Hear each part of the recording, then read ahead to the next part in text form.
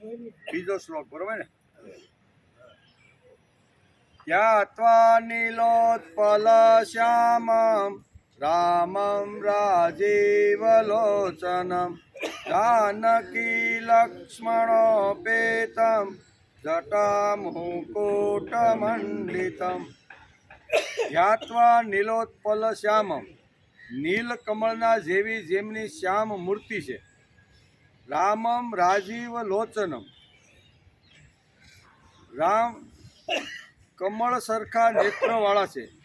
જાનકી લક્ષ્મણ પેતમ, સીતાજી અને લક્ષ્મણજીથી જે યુક્ત છે. જટા મુકુટ મંડિતમ, જટા અને મુકુટથી રામ શોભાયમાન છે. એવા રામને હું નમસ્કાર કરું છું. આમ બુદ્ધ કૌશિક આ શ્લોકની અંદર આ વાત લખે છે. આજે વાલ્મીકી રામાયણ શરૂ થયોનો 456મો દિવસ, બરાબર ને? ગઈકાલે આપણે 60 થી 65 એટલે 3 સર્ગને આપણે નમસ્કાર કર્યા હતા. એમાં કુંભકર્ણને જગાડવો, વાનરોએ ભયભીત થઈ અને ભાગવું, વિભીષણે શ્રીરામને કુંભકર્ણનો પરિચય આપવો અને શ્રીરામની આજ્ઞાથી યુદ્ધ માટે ઊભા રહેવું, કુંભકર્ણનો રાવણના ભવનમાં પ્રવેશ તથા રાવણે રામનો ભય બતાવીને એને શત્રુઓના વિનાશ માટે પ્રેરિત કરવો. રાવણ કહે છે કે તમારા પ્રત્યે મને ઘણો સ્નેહ છે અને તમારી પાસેથી મોટી આશા છે કે તમે રામને મારશો. એમ તમે દેવાસુર સંગ્રામ સમયે એકવાર પ્રતિદ્વંદીનું સ્થાન લઈને રણભૂમિમાં દેવતા અને અસુરોને તમે પરાસ્ત કર્યા હતા. આમ રાવણ અત્યારે કુંભકર્ણને પોતાની શક્તિનું ભાન કરાવે છે કે આવા તમે શક્તિશાળી છો, બરાબર ને? આમ કરી અને આપણે ગઈકાલે અહીંયા સુધી આપણે એને લઈ ગયા હતા. ગઈકાલે એક બાપાનો પ્રશ્ન આવ્યો હતો, બરાબર ને?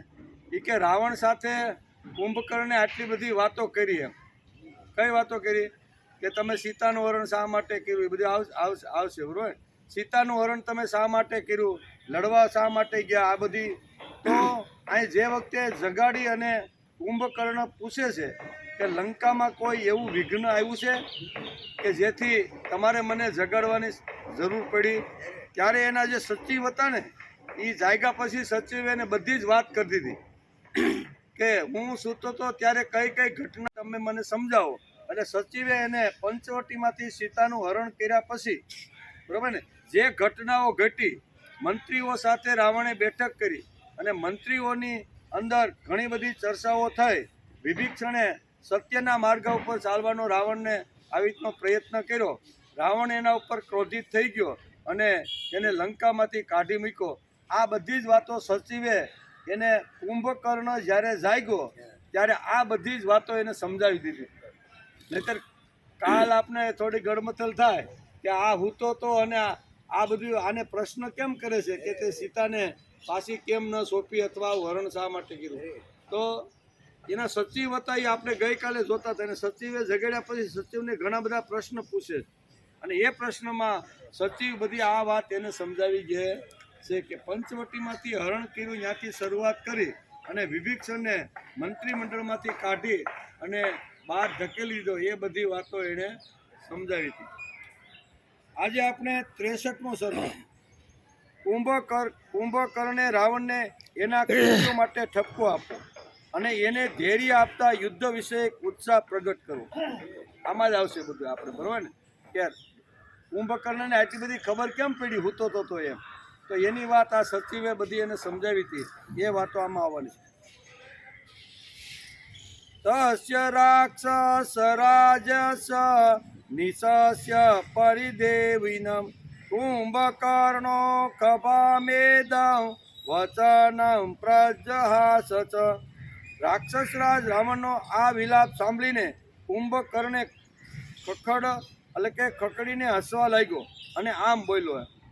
જ્યારે રાવણ થોડોક ચિંતામાં હતો, બરાબર ને, ત્યારે અહીંયા ખખડી અને કુંભકર્ણ હસવા લાગ્યો કે હે ભાઈ, તમે પ્રથમ વિભીષણ વગેરે સાથે ચર્ચા કરી ત્યારે અમે જે દોષ જોયો હતો એ જ તમે અત્યારે પ્રાપ્ત કર્યો છે. કેમ કે તમે હિતેશી પુરુષો અને એમની વાતો પર ધ્યાન આપ્યું નથી, અને તમારા હિતની અંદર જે વાતો કરનાર જે મંત્રીમંડળમાં જે સભ્યો હતા એ બધાને તમે મંત્રીમાંથી બહાર કાઢી મૂક્યા છે. એમ અત્યારે કુંભકર્ણ એને સમજાવે. તમને તરત જ પોતાના પાપ કર્મનું ફળ મળી ગયું છે. અત્યારે તમે જે કાંઈ પાપ કર્મ કર્યું એનું ફળ તમને અત્યારે મળી ગયું. જેમાં કુકર્મી પુરુષનું નરકમાં જવું નિશ્ચિત છે, એ જ રીતે તમને પણ પોતાના દુષ્કર્મનું ફળ મળવું નિશ્ચિત છે. અને તમારા માટે અહીંયા ખૂબ અભિમાનથી તમે પ્રથમ આ પાપ કર્મની કોઈ ચિંતા ન કરી, પાપોના પરિણામોનો કોઈ વિચાર કર્યો ને આ જાણીને જ આવ્યો હતો.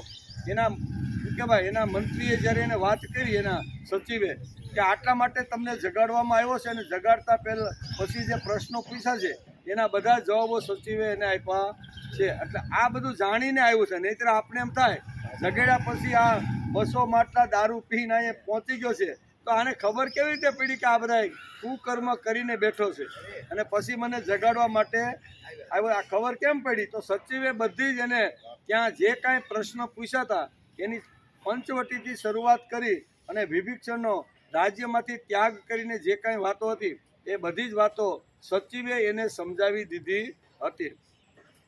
હે મહારાજ, માત્ર બળના અભિમાનથી તમે પ્રથમ આ પાપ કર્મની કોઈ ચિંતા કરી નહીં. પાપ કરતી વખતે તમે કોઈ ચિંતા કરી નહીં કે આવું જો હું પાપ કરીશ તો મને નરકમાં મારે જવાનો વારો આવશે, ને અત્યારે તમે કકળાટ કરી અને મારી સામે આવી રીતના ઊભા છો.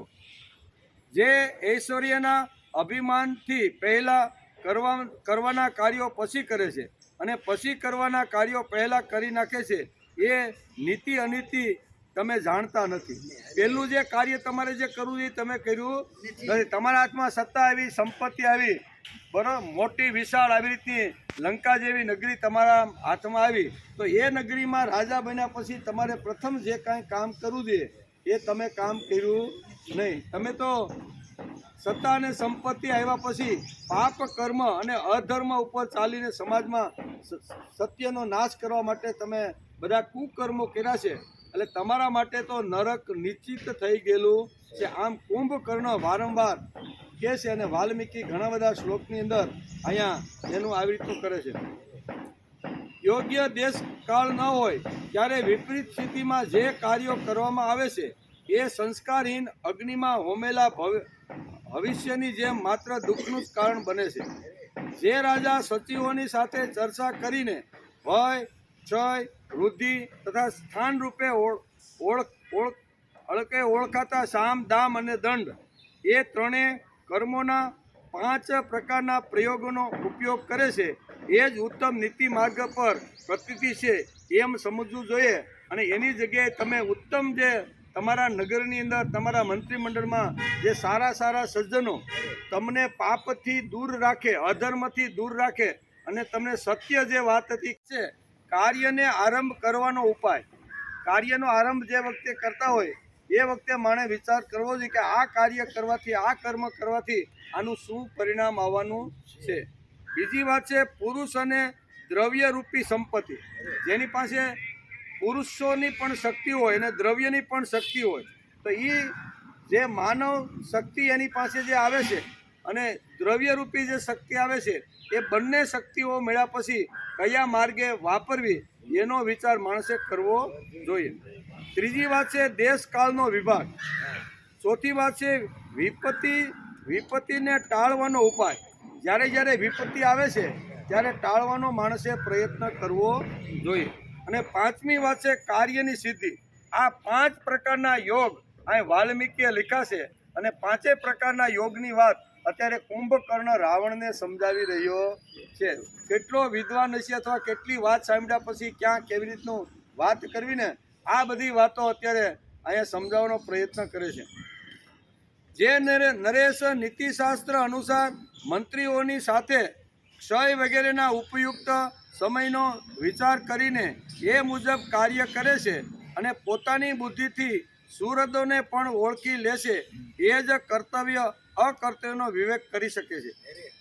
રાક્ષસરાજ, હે રાક્ષસરાજ રાવણ, નીતિજ્ઞ પુરુષે ધર્મ, અર્થ અને કામનું અથવા બધાનું પોતાના સમય પર સેવન કરવું જોઈએ. તમે એ સેવન કર્યું, ધર્મ, અર્થ અને કામ, બરોબર.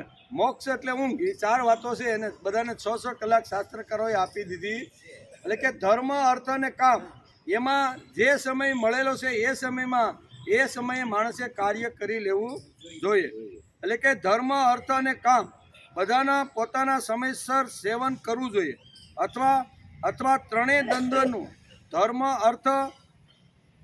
અર્થ ધર્મ, કામ અર્થ, આ બધાનું પણ ઉપયુક્ત સમયમાં સેવન કરી લેવું જોઈએ. જે સમયે જે કરવાનું હોય તે બધું કરી લેવું જોઈએ. તમે તમારી યુવાની મળી, બરાબર ને, સાથે સંપત્તિ પણ મળી અને સાથે આવી રીતની ઘણું બધું વૈભવ પણ મળ્યો, પણ એનો તમે દુરુપયોગ કર્યો છે અને ધર્મ, અર્થ અને કામ એ યોગ્ય સેવન તમે કર્યું નથી. તેથી તમારા પગ પાસે અત્યારે આ સંકટ આવીને પડ્યું છે, એમ અત્યારે વિવેચન કહે છે. ધર્મ, અર્થ અને કામ આ ત્રણેયમાં ધર્મ જ શ્રેષ્ઠ છે. તેથી વિશેષ પ્રસંગો પર અર્થ અને કામની ઉપેક્ષા કરીને પણ ધર્મનું જ સેવન કરી લેવું. જે મનસ્વી રાજા મંત્રીઓ સાથે સારી પેટે ચર્ચા વિચારણા કરીને સમય મુજબ દાન, ભેદ અને પરાક્રમનું એમના પૂર્વોક્ત 5 પ્રકારના યોગનું નય અને અનયનું, એટલે કે ન્યાય અને અન્યાયનું તથા યોગ્ય સમય પર ધર્મ, અર્થ અને કામનું સેવન કરે છે એ લોકમાં કદી દુઃખ કે વિપત્તિમાં પડતો નથી. યોગ્ય સેવન કરે ધર્મ, અર્થ અને કામ. વારંવાર ઘણા બધા શ્લોકમાં વાલ્મીકી લખે છે અને કુંભકર્ણ અહીંયા વારંવાર ધર્મ, અર્થ અને કામ એનું યોગ્ય રીતે, યોગ્ય સમયે, યોગ્ય જગ્યાએ સેવન કરવું જોઈએ. યોગ્ય સમયે જો સેવન કરવામાં ન આવે તો શું થાય? આપણે પણ ઘરે ઘણીવાર ઉનાળાના દિવસો હોય, તડકામાંથી 12 વાગે બપોરે તપીને, કારણ કે આર્કિટેક્ટ એન્જિનિયર છે એટલે તડકામાં એને ફરવું પડે, મોટી મોટી બિલ્ડિંગો બનતી હોય, અને 12 વાગે જ્યારે ઘેરે આવે, તડકામાં તપ્યો હોય, 42-43 ડિગ્રીમાંથી આવ્યો હોય, અને ઘરવાળી એમ કે બેસો હમણાં હું તમને ચા બનાવી દઉં, તો એ યોગ્ય કહેવાય? તો એવા સમયે એને ઠંડુ લીંબુનું શરબત પાવું. યોગ્ય સમયે યોગ્ય કાર્ય કરીએ તો જ એનું માણસના જીવનની અંદર એની અસર થાય છે. પણ માનો કે એને ઠંડુ પીવાનું હોય, ગરમીમાં શેકાતો હોય, અને તમે એને ગરમ ગરમ ચા પાવ તો એની હાલત શું થાય? એવી રીતે શિયાળાના દિવસો હોય, કડકડતી ઠંડી હોય, અને ઠંડીમાં ધ્રુતો ધણી ઘરે આવે, બરાબર, કામથી હાંજના રાતના, અને પછી કે નાના બેહો હું તમને ઠંડુ હમણાં કાંઈક પાઈ દઉં, તો ચાલે? એને એ વખતે ગરમ ચા જ જોઈ. એટલે અહીંયા વાલ્મીકી લખે છે અને કુંભકર્ણ અત્યારે ધર્મ, અર્થ અને કામ, કે જે સમયે, જે યોગ્ય સમયે, જે કાળે જે કરવું જોઈએ એ માણસે કરી લેવું જોઈએ. તમારી ઉંમર તો જોવો, એમ 3 પેઢી થઈ ગઈ તમારી. કેટલી? 3 પેઢી થઈ ગઈ છે, છતાં હજી તમે ભોગની અંદર, વાસના અને કામનામાંથી બહાર નીકળતા નથી. તમારે યોગ્ય સમયે, યોગ્ય સ્થાન પર યોગ્ય કાર્ય કરી લેવું જોઈએ. અત્યારે તો તમારે ધર્મનું સેવન કરવું જોઈએ. તમને ભગવાને જે મળેલી જે સંપત્તિ છે, તમને મળેલી જે સત્તા છે, એનો સદુપયોગ કરી અને સમાજના ઉત્કર્ષ માટે પ્રયોગ કરવો. આ બધી વાત કોણ સમજાવે છે? કુંભકર્ણ અત્યારે સમજાવે છે કે એ મોટા ભાઈ કહે છે ને, રાવણ કહે છે ને, રાજા કહે છે, અલગ અલગ શબ્દો અહીંયા વાપરે છે કે હે મોટા ભાઈ, રાજાએ અર્થ તત્વજ્ઞ અને બુદ્ધિજીવી મંત્રીઓની સલાહ લઈને જ પોતાના માટે પરિણામ હિતકર જણાય એ જ કાર્ય કરવું. મંત્રીઓની સલાહ જ્યારે અગવડ આવે અથવા આપણી બુદ્ધિ ત્યાં પહોંચી ન શકતી હોય, નિર્ણય ન લઈ શકતી હોય, રાજા માટે જે પ્રયત્ન કરતા હોય એ રાજાએ એને સંભાળવાનો પ્રયત્ન અથવા એની સલાહ લેવાનો પ્રયત્ન કરવો જોઈએ. તમે તો આવા સારા રાજાને, મંત્રીઓને તમે દૂર કરી દીધા, બરોબર ને? એવા 5 મંત્રીઓ તમારા રાજમાંથી ગયા. વિભીષણ તો એક તો ગયો, પણ એની સાથે 4 બીજા મંત્રીઓ જે સારી સલાહ તમને આપીને પાપથી દૂર રહેવાની, નરકથી દૂર રહેવાનું, અધર્મથી દૂર રહેવાની જે વાતો કરતા હતા, એવા સારા સજ્જન મંત્રીઓને તમે રાજમાંથી બહાર ફેંકી દીધા. એમ અત્યારે કુંભકર્ણ કહે છે. શાસ્ત્ર જ્ઞાનથી શૂન્ય અને અર્થશાસ્ત્રથી અભિદગ્ન હોવા છતાં પણ પ્રચુર સંપત્તિ ઈચ્છનાર એ અયોગ્ય મંત્રીની કહેલી વાત કદી માનવી જોઈએ નહીં. અયોગ્ય મંત્રી હોય અને આપણે પાપના ખાડામાં નાખતો હોય, બરોબર ને, કપટ કરીને, તો એવા મંત્રીની વાત ન મનાય. બે વાત અહીં કરે છે કે સજ્જન સારા અને પાપમાંથી મુક્ત કરવાનો અથવા પાપથી દૂર રાખવાનો જે પ્રયત્ન કરે એવા મંત્રીની સલાહ માનવાની, પણ જે ખાડામાં નાખે અને આપણું સત્યાનાશ કાઢે એવા મંત્રીની સલાહ તમારે લેવી જોઈએ. આ બે વાતો અત્યારે સંપૂર્ણ કરે છે. જે લોકો દુષ્ટતાના કારણે અહિતકાર વાતોને હિતકર બનાવે છે એમની ખરેખર સલાહ લેવી યોગ્ય નથી. તેથી એમને આ કાર્યથી અળગા કરી દેવા જોઈએ. એ તો કામ બગાડનારા જ હોય છે. કેટલાક ખરાબ મંત્રીઓ સામ વગેરે ઉપાયોથી જ્ઞાતા શત્રુઓ સાથે ભળી જાય છે અને પોતાના સ્વામીનો વિનાશ કરવા માટે એની પાસે વિપરીત કર્મ કરાવે છે. જ્યારે કોઈ વસ્તુ કે કાર્યના નિશ્ચિત માટે મંત્રીઓની સલાહ લેવામાં આવી રહી હોય તે સમયે રાજા વ્યવહાર દ્વારા જ પણ એવા મંત્રીઓને ઓળખવાનો પ્રયત્ન કરે જે લાંચ વગેરે લઈને શત્રુઓ સાથે ભળી જાય છે અને મિત્ર સાથે એવો ખોટો દેખાવ કરી અને એનું સત્યાનાશ કઢાવી નાખે. લાંચ લઈ લે, બરાબર ને. આપણે હમણાં પેપરમાં વાંચી છીએ કે જેનો જે રક્ષક હોય ને, મંત્રીઓનો જે રક્ષક હોય ને, એ જ મંત્રીનો ભક્ષક બની જાય. કોણ? આપણે ઘણા બધા મંત્રીઓને આપણે 2 દિવસના પહેલામાં પેપરમાં વાંચ્યું હતું ને કે એક મંત્રીનું રક્ષણ કરવા માટે આવી રીતના ચારે બાજુ જે હાલતા હોય હાથમાં પેલા દંડા બંદૂકો લઈ, એણે જ એના મંત્રીનું આવી રીતનું ગોળી મારીને આવી રીતનું ખૂન કરી નાખ્યું, બરોબર. એટલે લાંચ લઈને એને કોઈ કીધું તો હશે ને કે અમે તને આટલા પૈસા આપી અને તું આવા તારા મંત્રીની સાથે રહેશો એટલે તારી ઉપર શંકા પણ જશે નહીં. આ રૂપિયા અને આ કામ તારે કરવાનું છે. એટલે અહીંયા અત્યારે કુંભકર્ણ કહે છે કે લાંચ જે રાજા શત્રુની અવગણના કરીને પોતાની રક્ષાનો પ્રબંધ કરતો નથી. શું કહે છે કે જે રાજા શત્રુની અવગણના કરીને પોતાની રક્ષાનો પ્રબંધ કરતો નથી એ અનેક અનર્થોને પામે છે અને એને પોતાના સ્થાન એટલે કે રાજ્ય પરથી નીચે ઉતારી મૂકવામાં આવે છે.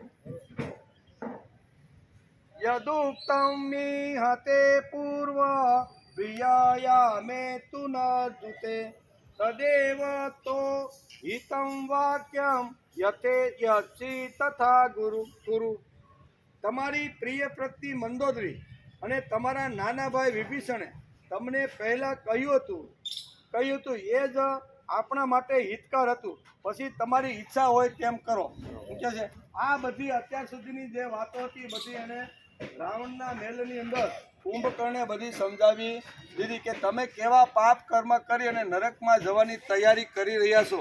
ધર્મ અર્થ કામ આ 3 જે વાતો છે એનું કેવી રીતનું સેવન કરવું જોઈએ અને તમારી ઉંમર અત્યારે કઈ છે ને તમે અત્યારે શેનું સેવન કરો છો, આ બધી સ્પષ્ટથી વાતો એને કહી દીધી. અને આ શ્લોકની અંદર કહે છે કે તમારી પ્રિય પત્ની જે આવી રીતની સતી હતી એ સતીએ પણ ઘણીવાર તમને રોકવાનો પ્રયત્ન કર્યો છે પણ તમે એની એક વાત પણ માની નથી. વિભીષણનો પણ આ શ્લોકની અંદર વાલ્મીકીએ ઉચ્ચાર કર્યો છે અને અહીંયા કુંભકર્ણ અત્યારે કહે છે કે તમે વિભીષણ અને મંદોદરીની એક પણ વાત માની નથી. એવું સચિવે મને જગાડ્યા પછી મેં જે એને પૂછ્યું હતું એમાં આ બધી વાતો એણે મને સમજાવી છે એમ કે.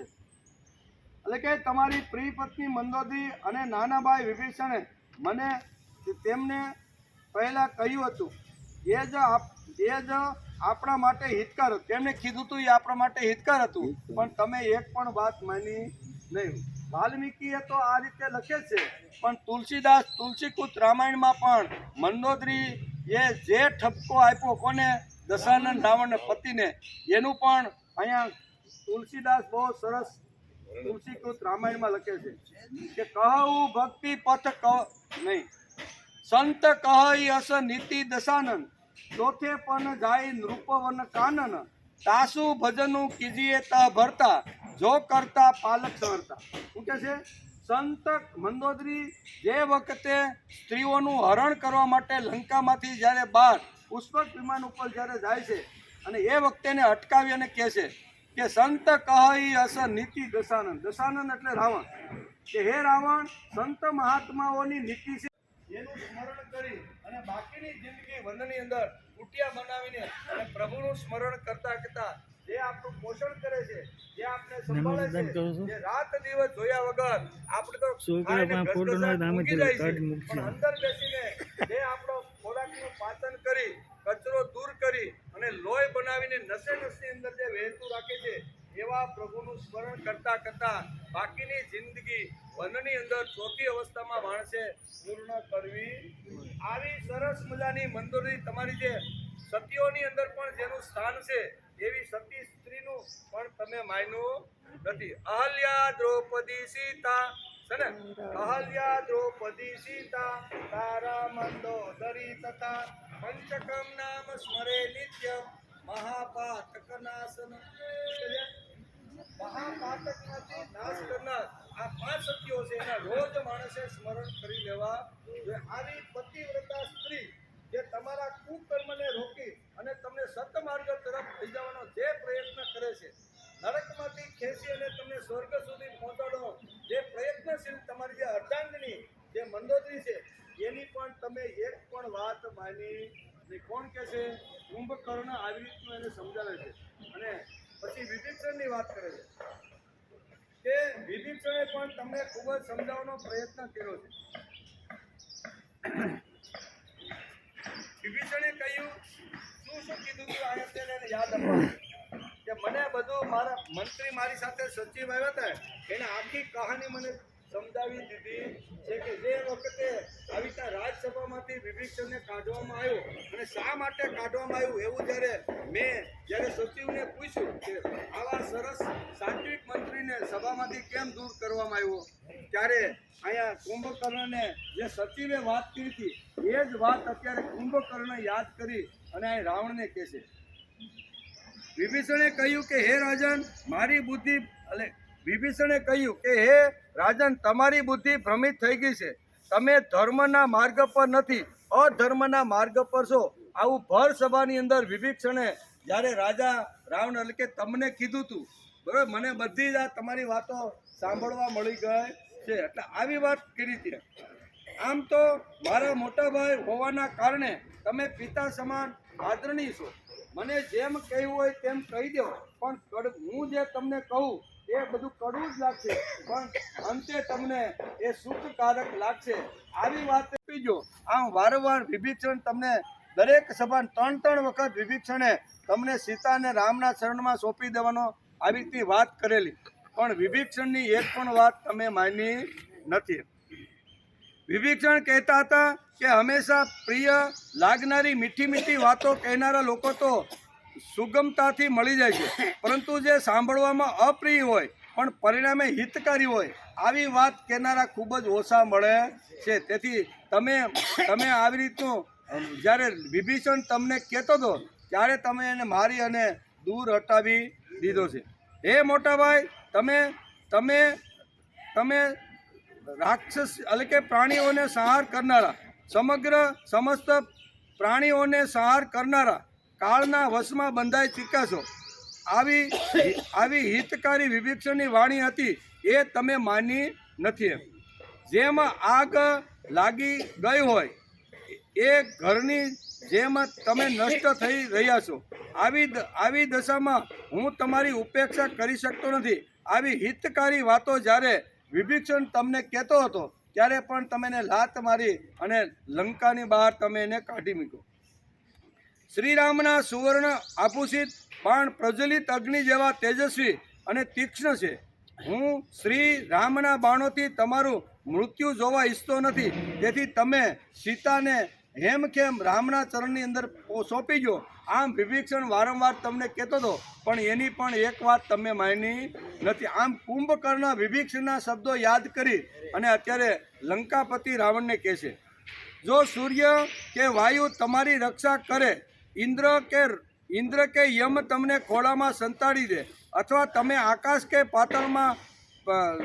પાતાળમાં જાઓ તો પણ શ્રીરામના હાથમાંથી તમે જીવતા રહેવાના નથી. આ છેલ્લા શબ્દો કીધા ત્યારે તમે એને થપ્પડ મારી અથવા તમે લાત મારીને એને કાઢી મૂક્યો. એણે બહુ સરસ કીધું કે ગમે ત્યાં તમે છુપાઈ જશો પણ રામના તીક્ષ્ણ બાણો જ્યારે તમારા શરીર ઉપર જ્યારે એનો પ્રહાર થશે ને ત્યારે યમરાજા કે ઇન્દ્ર કે કોઈ દેવતા તમને બચાવી શકશે નહીં. કોઈ પણ ભગવાનના ખોળામાં જો તમે બેસી જશો ને તો ત્યાંથી પણ રામનું બાણ તમને મૃત્યુ અને યમલોક પહોંચાડી દેશે. આ વાત જ્યારે વિભીષણે કીધી ત્યારે વિભીષણની એક વાત પણ તમે માની નહીં. વારંવાર વિભીષણ કહેતા હતા કે આપણું સંકટ લંકા ઉપરનું ત્યારે જ દૂર થશે જો તમે સીતાને રામના શરણમાં સમર્પિત કરી દો તો બધું જ એમ કેમ બધું જ આવી રીતનું થઈ જશે. એની એક પણ વાત તમે માની નહીં. જ્યાં સુધી પોતાના પરાક્રમ દ્વારા મારા અનિતિ જનિત દુઃખને શાંત કરી દો. મને અત્યારે જે દુઃખ થઈ રહ્યું છે ભલે હું અત્યારે નિરાશ થઈ ગયો છે એને શાંત કરી દો એટલે તમારું બધું આવી જાય એમ. જો મારા પર તમારો સ્નેહ હોય, મારા ઉપર તમારો પ્રેમ હોય, જો પોતાની અંદર યથેષ્ટ પરાક્રમ છે એમ સમજો અને જો મારા આ કાર્યને પરમ કર્તવ્ય માનીને હૃદયમાં સ્થાન આપો છો તો યુદ્ધ કરવા માટે તમે તૈયાર. તમને જો મારા માટે પ્રેમ હોય, આગળની વાતો બધી જવા દો. વિભીષણની કે મંદોદરીની જે વાતો હતી એને ભૂલી જાઓ, અત્યારે યાદ કરવાનું કોઈ કારણ નથી. પણ તમને મારા ઉપર પ્રેમ હોય, તમને મારા ઉપર ભાવ હોય તો યુદ્ધ કરવા માટે અત્યારે તમે તૈયાર થઈ જાઓ. આમ કુંભકર્ણને રાવણ કહે છે. એ જ મિત્ર છે જે આખું કાર્ય નષ્ટ થઈ જતા દુઃખી થયેલા સ્વજન પર અકારણ અનુગ્રહ કરે છે તથા એ જ બંધુ છે જે અનિતિના માર્ગ પર ચાલવાથી સંકટમાં પડેલા પુરુષોની સહાયતા કરે છે. આ પોતે જ કહે છે કે અધર્મના માર્ગ ઉપર ચાલનાર જો કોઈ ભાઈ હોય અને એ સંકટમાં આવ્યો હોય તો ભાઈએ પણ એને મદદ કરવી જોઈએ. રાવણને આવા ધીર અને દારૂણ વચન બોલતા જોઈને એને ક્રોધિત થયેલા સમજીને કુંભકર્ણ ધીરે ધીરે મધુર વાણીમાં કંઈક કહેવા લાગ્યો. ભાઈ અત્યારે દુઃખમાં છે, બરોબર, આંસુઓ પડતા રહેલા છે અને બે હાથ જોડીને વિનંતી કરે અને મારી સ્તુતિ કરતા રહેલા છે. આવું બધું જ્યારે કુંભકર્ણ જોવે છે તો કે હવે ભાઈ માટે જે કરવું પડે એ કરવા માટે હું તૈયાર છું એમ મનમાં વિચાર કરી અને બે હાથ જોડી અને ભાઈની સામે ફરીથી ઊભો છે. એણે જોયું કે મારા ભાઈની બધી ઇન્દ્રિયો અત્યંત શુદ્ધ થઈ ગઈ છે, ઉઠી છે. તેથી કુંભકર્ણે ધીરે ધીરે સાંત્વન આપવાનું શરૂ કર્યું. શત્રુમદન મહારાજ રાવણ સાવધાન થઈને મારી વાત તમે સાંભળો એમ ફરીથી કુંભકર્ણ કહે. કારણ કે આવું શરીર, રડતું શરીર જે કોઈ દી રડ્યો નથી, બધાને રડાવવાનો પ્રયત્ન કર્યો છે એવો દશાનંદ અત્યારે રડી રહ્યો છે. આ રડતા રહેલા દશાનંદને જોઈ અને અત્યારે કુંભકર્ણ એને ધીરજ અને સાંત્વન આપવાનો પ્રયત્ન કરે છે. હે શત્રુ મદન મહારાજ, સાવધાન થઈને મારી વાત સાંભળો. હે પૃથ્વીનાથ, મારા જીવતે જીવ તમારે મનમાં આવો ભાવ ન લાવવો જોઈએ, તમારે દુઃખી ન થવું જોઈએ. મારા જીવતા તમારા આંખની અંદર આંસુઓ છે એ મારાથી જોવાતું નથી. હવે થોડો પીગળતો જાય છે. અત્યાર સુધી જે કહેવાનું હતું એની જે કાંઈ ફરજો હતી એને બજાવી દીધી અને પછી કરવું કે ખડીરેલો વાલના ભરેલા એના વેણ જોયા જનની જોડ સખી નહીં જડેલો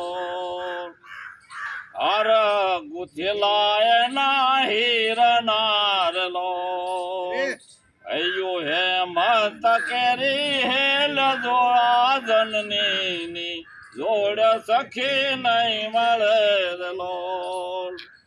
પગનો આધાર બાળક હાલવા શીખતું હોય ત્યારે બાળકને એમ કે હું પોતે હાલું છું, પણ એને આધાર માની આંગળીનો હોય. પગનો આધાર એની આંગળી રેલો કાળજામાં કંઈક ભર્યા કોડરે આ જનની જોડ સખી નહીં જડે રેલો. માં શબ્દ બોલું ત્યાં હાથે નાનપણ સાંભળે, મોટપની મજા કડવી લાગે કાગડા. પ્રભાશંકર પટણી થઈ ગયા. પ્રભાશંકર પટણી રાજના સલાહકાર હતા, એની મા ઉંમરવાળા હતા. પછી એનું મૃત્યુ થાય છે. પછી પ્રભાશંકરને મોઢે રાજવી આવે છે. એને જોઈને પ્રભાશંકર રડ્યા, બહુ રડ્યા.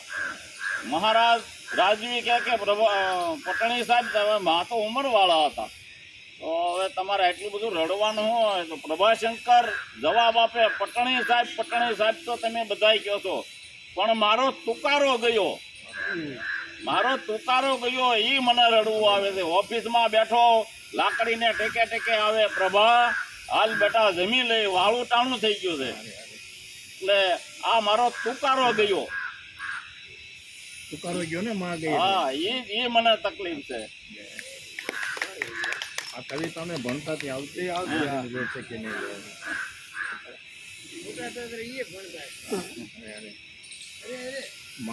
તમારે કઈ કેવું સમય વ્યો છે? ચાલો, સમય વ્યો છે તો આપણે સમયનો સદુપયોગ કરી લઈએ. હવે લંકાપતિ રાવણને કુંભકર્ણે જે કાંઈ સભાની અંદર રાવણને જે કાંઈ ઠપકો અને જે કાંઈ ઉચિત વાતો જે કહેવાની હતી બધી એને સંભળાવી. મંત્રીઓ બધા બેઠા હતા કે કુંભકર્ણ અત્યારે કઈ વાત કેવી રીતની રાજા રાવણને સમજાવે છે, એ બધી વાતો મંત્રી પદ ઉપર બેઠેલા બધા મંત્રીઓએ સાંભળી. એમાં મહોદર નામનો એક જે મંત્રી હતો, એમ કહીને મહોદરે અહીં કુંભકર્ણને સભાની અંદર થોડીક વાર રોકી રાખ્યા અને એમણે જે વાતો કીધી છે એ આ સર્ગની અંદર આવે છે. 64મા સર્ગમાં મહોદરે કુંભકર્ણ ઉપર આક્ષેપ કરીને રાવણને યુદ્ધ વિના અભિષ્ટ વસ્તુની પ્રાપ્તિનો ઉપાય બતાવો. બરાબર, કુંભકર્ણ ઉપર થોડો ક્રોધમાં પણ આવી જાય છે અને રાજાને કાંઈ ખબર પડતી નથી અને આવો બોગો છે એવી તમે વાત કરો છો. આવું બધું અત્યારે મહોદર એને કહે છે, એનો વિચાર આપણે આ સર્ગની અંદર કરવાનો છે. તદુક્તમતિકાયસ્ય બલિનો બાહુશાલિના કુંભકર્ણસ્ય વચનમ શ્રુતોવાચ મહોદર. પોતાની ભુજાઓથી સુશોભિત થનારા વિશાળકાય અને બળવાન રાક્ષસ કુંભકર્ણની આ વાત સાંભળીને મહોદર નામના મંત્રીએ સભામાં આ પ્રમાણે કીધું કે હે કુંભકર્ણ, તમે ઉત્તમ કુળમાં ઉત્પન્ન થયા છો, પરંતુ તમારી દ્રષ્ટિ, તમારી બુદ્ધિ નિમ્ન કક્ષાની છે. શું કહે છે? તમે જે આ વાત જે રાવણ સામે જે પ્રગટ કરી એ તમારી બુદ્ધિ નિમ્ન કક્ષાના લોકો જેવી છે. તમે ધૃષ્ટ અને અભિમાની છો, તેથી સઘળા વિષયોમાં શું કર્તવ્ય છે અને શું અકર્તવ્ય છે એ શું રાવણ જાણતો નથી? તમે આ બધી ધર્મ અધર્મની કર્તવ્ય અકર્તવ્યની જે બધી વાતો કરી એ શું રાવણ જાણતો નથી? એમ એના મહોદર નામના મંત્રીએ સભામાં ઊભા થઈને કીધું. હે કુંભકર્ણ, તમારા મહારાજ નીતિ અનીતિને જાણતા નથી એવી તમે વાત કરો છો. તમે માત્ર પોતાના બાળક બુદ્ધિના કારણે ધૃષ્ટતાપૂર્વક આવી વાતો કરવા ઈચ્છો છો. રાક્ષસ શિરોમણી રાવણ દેશ કાળ અનુસાર ઉચિત કર્તવ્યોને જાણે છે તથા પોતાના અને શત્રુ પક્ષના સ્થાન, વૃદ્ધિ અને ક્ષયને પણ સારી રીતે જાણે છે. તમે હાવ એને શું કહેવાય બુદ્ધિ વગરનો તમે જેવો હોય ને જે સલાહ આપતા હોય એવી સલાહ તમે અત્યારે આપી છે, આ તમારી ભૂલ છે. એમ કરી અને મહોદર નામનો જે મંત્રી છે એ સભામાં બોલે છે.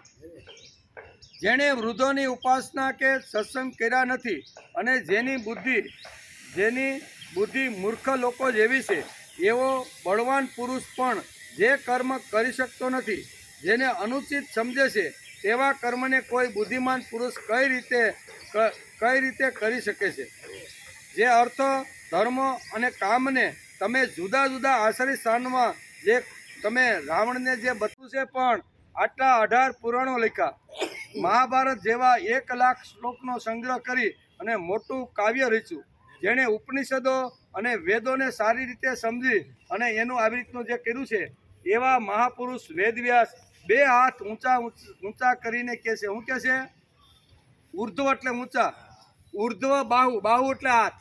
ઉર્ધ્વ બાહુ વિરોમી એ ચ ન ચ કચ્છી શૃણોતિ મે ધર્માત અર્થાત ચ કામાચ સ કિમર્થ્ય ન સેવ્યતે. હું ઊંચા હાથ કરી અને સમાજના પ્રત્યેક માણસને બરાડા પાડીને કહું છું. કોણ કહે છે? વેદવ્યાસ. ઉર્ધ્વ બાહુ વિરોમી એચ ન ચ કચ્છી શૃણોતિ મેં, છતાંય મારું કોઈ સાંભળતું વેદવ્યાસની વ્યથા જો એની અંદરની જે સળગતી રહેલી જે વાતો છે ને એ બહાર કાઢે છે કે આટલું સરસ છે ધર્મ અર્થ અને કામ, બરોબર, આ ત્રણેયને ત્રણની જો સિદ્ધિ કરવાની હોય તો એના પાયાની અંદર માણસે પુરુષાર્થ કરવો પડશે. આ બહુ સરસ રીતે વેદવ્યાસ પણ જેણે ભાગવત વાંચ્યું છે એ ભાગવત જ્યારે આપણે લેશું ત્યારે વેદવ્યાસે આ પોતાની કકલથી આંતરડી બહાર કાઢી કે આટલું સરસ મજાનું ધર્મનું જો પાલન કરે તો ધર્મના પાલનથી માણસને અર્થ એટલે પૈસા મળે ને. ધર્મનું પાલન કરે એટલે 100% અર્થની પ્રાપ્તિ થાય છે. અને એકવાર અર્થ હાથમાં આવ્યું, પૈસો હાથમાં આવ્યો, ધન હાથમાં આવ્યું, પછી આપણી જે કામના હોય, આપણી જે કાંઈ ઈચ્છા હોય, મકાન બનાવવું હોય, બંગલો બનાવવાનો હોય, મોટી ગાડી લેવાની હોય કે ફાર્મ હાઉસ બનાવવાનું હોય, પણ ખિસ્સામાં ધનજીભાઈ હોય તો જ આ બધી વસ્તુ શક્ય છે. પણ ધનજીભાઈ ક્યારે આવે તો વેદવ્યાસ કહે છે કે ધર્માદ અર્થાત કામાચ સ કિમર્થ ન સેવ્યતે. છતાંય લોકો હું આટલી સરળ સીધી ભાષાની અંદર ધર્મની પ્રાપ્તિ કર્યા પછી માણસને આવી રીતની અર્થ પ્રાપ્તિ થાય છે. અને અર્થ પ્રાપ્તિ થયા પછી મનોકામના દરેક પ્રકારની ભૌતિક હોય, આર્થિક હોય, સામાજિક હોય, કૌટુંબિક હોય, કોઈ પણ સ્થિતિ જો સારી સુધારવાની હોય તો હાથની અંદર અર્થ આવે તો એનાથી જ બધું શક્ય છે. આટલી સરળ અને સીધી વાત હું સમાજના લોકોને બરાડા પાડીને કહું છું, છતાંય મારું કોઈ સાંભળતું નથી. અને અહીંયા પણ રામાયણની અંદર પણ વાલ્મીકી આ જ કહે છે કે ધર્મ અર્થ અને કામ એ ત્રણના પેટની અંદર, ત્રણના પાયાની અંદર પુરુષાર્થ રહેલો છે. પ્રયત્ન કર્યા વગર આ જગતમાં કાંઈ મળતું નથી. પછી વિત્તની પ્રાપ્તિ કરવાની હોય, ભક્તિથી ભગવાનને પ્રાપ્ત કરવાના હોય, અથવા કોઈ પણ વસ્તુ જો પ્રાપ્ત કરવાની હોય તો એના પાયામાં પુરુષાર્થ તો હોવો જોઈએ. અને પુરુષાર્થ વગર આ સર્ગની અંદર આ શ્લોકો દ્વારા અને મૂકે છે અહીંયા મહોદરના શબ્દો દ્વારા આપણે સમજાવવાનો પ્રયત્ન કરે છે કે ધર્મ અર્થ અને કામ એ ત્રણની જો પ્રાપ્તિ કરવાની હશે તો એના પાયામાં પુરુષાર્થ હોવો જોઈએ. માણસ ગમે તેટલું પ્રયત્ન કરે, બરાબર ને, પણ ઘણીવાર માણસને સફળતા મળતી નથી. પણ જે પ્રયત્ન છે એ ધર્મયુક્ત પ્રયત્ન હોવો જોઈએ. તો જ આ વાલ્મીકી કહે છે કે ધર્મયુક્ત પ્રયત્ન, ગમે તેવા પ્રયત્ન, ખિસ્સા ફાડીને, ચોરી પાડીને, ગમેની દુકાનો તોડીને તમે પ્રયત્ન કરી લો, એ વાત કરતા નહીં. ધર્મયુક્ત જો પ્રયત્ન માણસનો હશે ને તો માણસને સુખ સગવડતાના બધા સાધનો મળશે. એમ અત્યારે અહીંયા મહોદર કહે છે, પણ વાલ્મીકી એના મોઢેથી આ બધી વસ્તુ અહીંયા સભાની અંદર કુંભકર્ણે જ્યારે આવા આકરા શબ્દો જ્યારે રાવણને સંભળાવ્યા તો એની અંદર આ વાતો એને સમજાવે છે. આગળ કહે છે કે અહીં રાજા માટે કામરૂપી પુરુષાર્થનું સેવન ઉચિત છે. એટલે કે એવો જ રાક્ષસરાજ પોતાના હૃદયમાં નિશ્ચય કર્યો છે અને આ જ અમારા મંત્રીઓની સંમતિ છે. શત્રુ માટે સાહસપૂર્ણ કાર્ય કરવું કઈ અનીતિ છે. તેથી આપણે જે કંઈ કર્યું છે તે યોગ્ય જ કર્યું છે. એટલે જ અહીંયા શું કહેવાય, કુંભકર્ણે કીધું હતું કે ભાઈ જે સારા મંત્રી હોય, જે આપણે સારી સલાહ આપીને સતમાર્ગે લઈ જવાનો પ્રયત્ન કરતા હોય, બરાબર, નરકમાંથી બહાર કાઢીને સ્વર્ગ તરફ લઈનો જે વાત કરતા, અધર્મમાંથી કાઢીને ધર્મ તરફ જે લઈ જવાનો પ્રયત્ન કરતા, આવા મંત્રીઓને રાજની અંદર સત્તા અને સંપત્તિ આપવી કીધું હતું ને. આગળ કુંભકર્ણે કીધું હતું, અહીંયા આ મંત્રી આ સલાહ આપે છે કે અધર્મ કરીને પણ પૈસો લાવી અને આવી રીતનું જો રાવણ કરતો હોય તો એમાં ખોટું શું છે, એમ એનું કહેવાનું આ છે. ત્યારે આ બધી વાતો વાલ્મીકી લખે છે.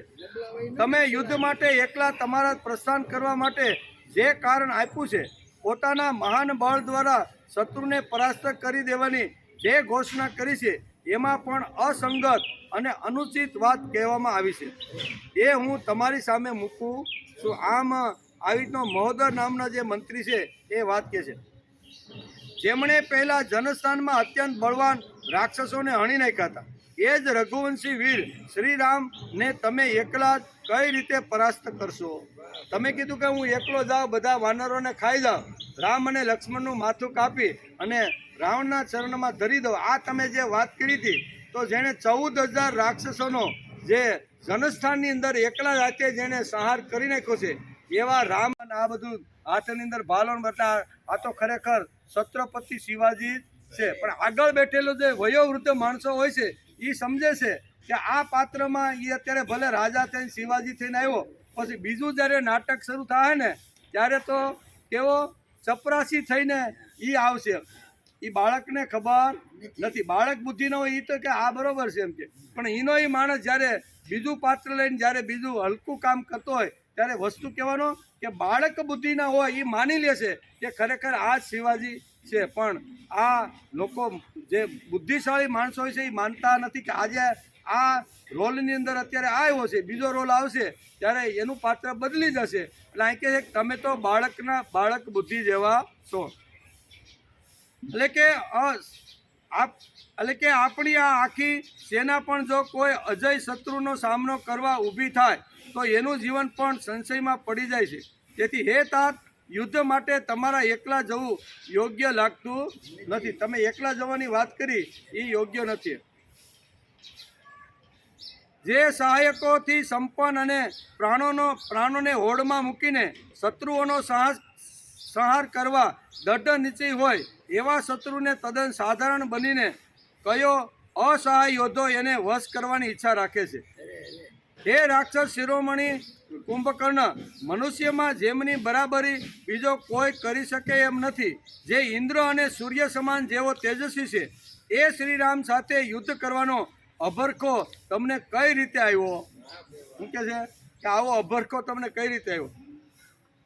રોષના આવેશમાં આવેલા કુંભકર્ણને આમ કહીને મહોદરે બધા રાક્ષસોની વચ્ચે બેઠેલા 3 લોકોને રડાવનાર રાવણને આ પ્રમાણે કીધું. 3 લોકોને જે રડાવનાર જે રાવણ છે ને એને રાવણને આ પ્રમાણે કહ્યું કે હે મહારાજ, તમે વિદેહ કુમારીને તમારી સામે રાખવા છતાં પણ સમય વેડફો છો. તમે જ્યારે ઈચ્છો ત્યારે સીતા તમારા વશમાં થઈ જશે.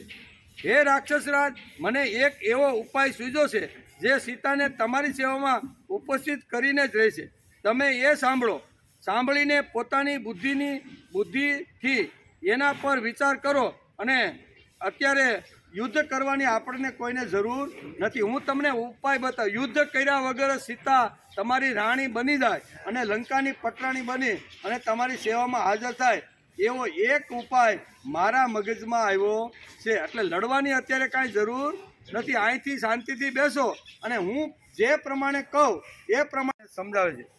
હે મહારાજ, જો રાજા યુદ્ધ કર્યા વિના શત્રુ પર વિજય પ્રાપ્ત કરે છે, એની સેના નષ્ટ થતી નથી, એનું જીવન પણ સંશયમાં પડતું નથી.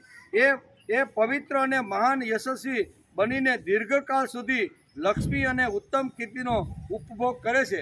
તેથી મેં તમને જે કાંઈ આ વાતો જે સમજાવી, બરાબર, એ તમને યોગ્ય લાગે, તમારી બુદ્ધિમાં ઉતરે. રાવણ સહિત કુંભકર્ણને અત્યારે આ વાત સમજાવી રહ્યા છે કે લડ્યા વગર પણ આપણે સીતાને તમારા કબજામાં લાવી શકીએ છીએ એવી યુક્તિ મારી પાસે છે. અને આ યુક્તિ આ મંત્રીએ અત્યારે સભાની અંદર કુંભકર્ણને ધ્યાનમાં રાખીને આ બધી વાતો સમજાવી છે. ઇત્યાર્થે શ્રીમદ રામાયણે વાલ્મીકે આદિકાવ્ય યુદ્ધકાંડે ચતુષ્ટિત સર્ગ સમાપ્ત. આ રીતે શ્રી વાલ્મીકી રચિત આશા રામાયણ આદિકાવ્યના યુદ્ધકાંડમાં 64મો સર્ગ સમાપ્ત થયો. 64મા સર્ગની અંદર અહીંયા 36 શ્લોક હતા. એનો આપણે વિચાર કરવાનો પ્રયત્ન કર્યો કે આટલા શ્લોકની અંદર અહીંયા આ સર્ગની અંદર આ વાતો કરી. કઈ કઈ વાતો આમાં આવી? ક્યાંથી શરૂઆત થયો હતો આ સર્ગ?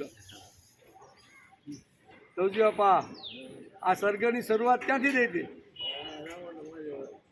હા, રાવણની સામે જ્યારે કુંભકર્ણ આવે છે, બંનેની ચર્ચાઓ થાય છે.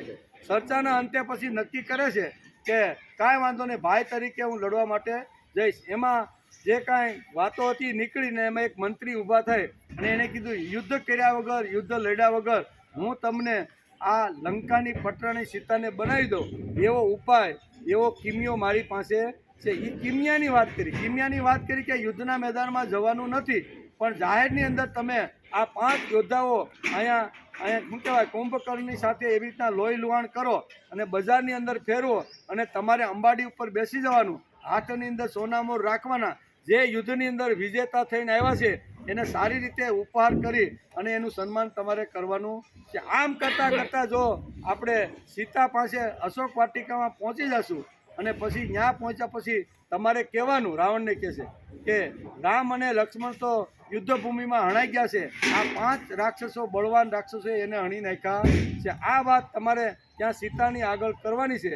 સીતા ઘણા સમયથી દુઃખી છે, બરાબર, શરીરથી એકદમ ગળી ગઈ છે અને રામના ચિંતનમાં સતત પડેલી છે અને રામનું મૃત્યુ થયું છે એમ સમજી અને તમારી સાથે લંકાની પટરાણી બનવાનો પ્રયત્ન કરશે. એટલે કે યુદ્ધ કર્યા વગર આ જે વાતો છે